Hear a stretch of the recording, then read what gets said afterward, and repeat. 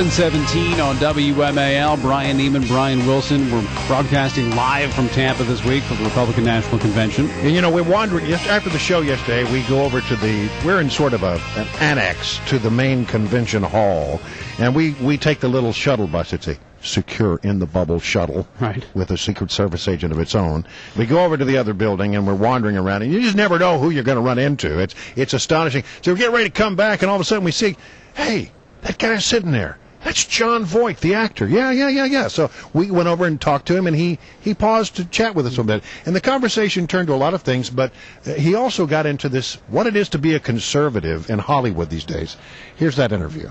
We're standing here with Jon Voight. What brings you to the GOP convention, Mr. Voight? Well, I'm drawn to it because of the importance of the moment. I mean, everyone's saying that this is the most important election of your lifetime, and my lifetime is a little longer than most of these guys.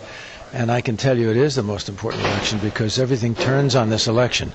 We've got a lot of things to fix, and they're not being addressed. And we need somebody who's willing to roll up his sleeves. And Mitt Romney is a fellow whose real essence is to fix things, to solve problems. And he's done it all his life, and he's done it very successfully. And he's the man of the hour. I've always been told, though, to be a conservative in Hollywood is like the kiss of death. Well, you know, listen, you know, I've seen the tides swing around in my time as an actor, and I think this all started in the 60s. It was a very difficult decade, and it did maybe a couple of good things, but it did a lot of bad things too. It was a traumatic time, and it set us off in a strange trajectory, and I think we're suffering that right now.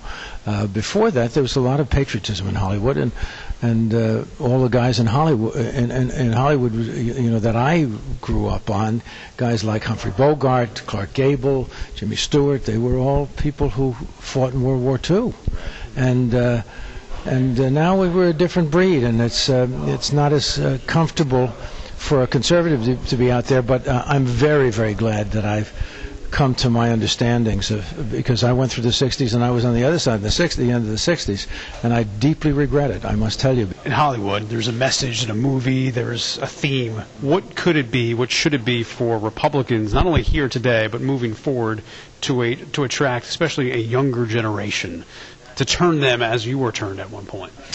Well, I think the movies that have been made with more conservative themes, like The Avengers, for instance, are very popular with the youth in our country, and that's a good sign, you know. When movies are made that are seriously to the left, they haven't really fared so well, actually. So you can see the people of the country are a little different than the people in Hollywood, and that gives me a little bit of hope.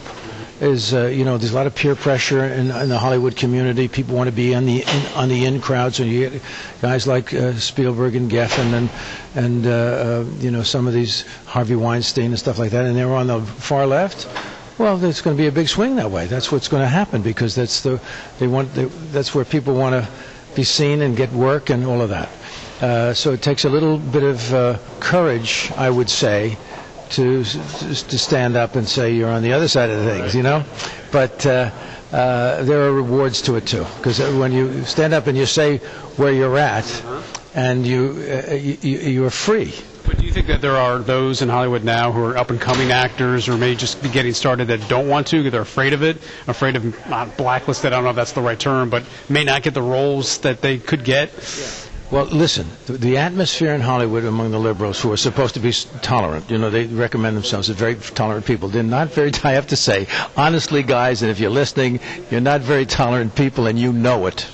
You know, if you walk into a trailer in Hollywood, a makeup trailer, most of the conversation, and especially during the Bush years, you know, it was very difficult to walk in, and you hear all this nonsense being said, and then you say, "Excuse me, I think you should know I disagree with you."